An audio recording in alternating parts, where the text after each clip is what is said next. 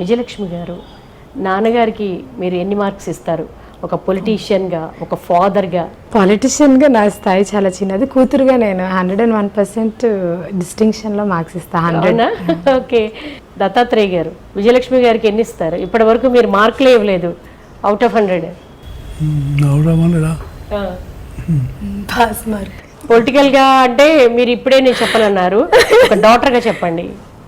అంటే ఒక 80% ఇయర్స్. బిడ్డగా కూడా 80%. బిడ్డగా కూడా 80%. అంటే 20 తక్కువ ఉంటుంది కదా కొంచెం.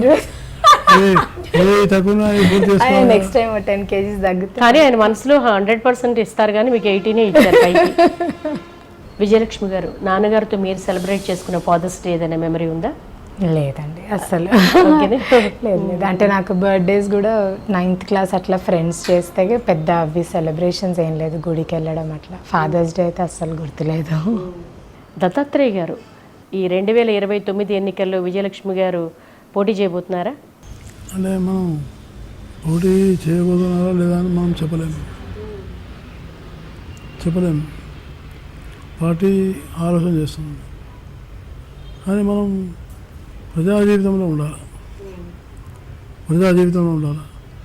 నేను చెప్పాను కదా, నేను రాజకీయాల్లో వస్తానని అనుకోలేదు, ఎమ్మెల్యే అవుతాను, ఎంపీ అవుతానని అనుకోలేదు.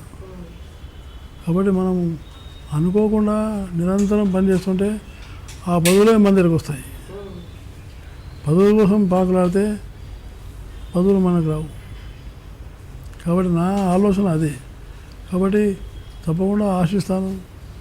ఎందుకంటే ఈ తరంలో ఉన్న వాళ్ళు చాలా వేగంగా ఉన్నారు కాబట్టి ఆమె తప్పకుండా పోటీ ప్రపంచంలో ఉంటారని నేను భావిస్తున్నాను.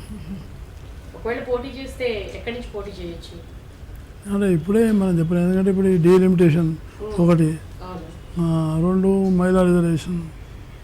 కాబట్టి ఇవన్నీ పరిస్థితులు చూడాలి. పరిస్థితులు చూసి మనం ఆలోచన చేయాలి. Thank you so much Dattatreya గారు అండ్ విజయలక్ష్మి గారు. మీ ఇద్దరికి కూడా హ్యాపీ ఫాదర్స్ డే. మీకు కూడా థ్యాంక్ యూ.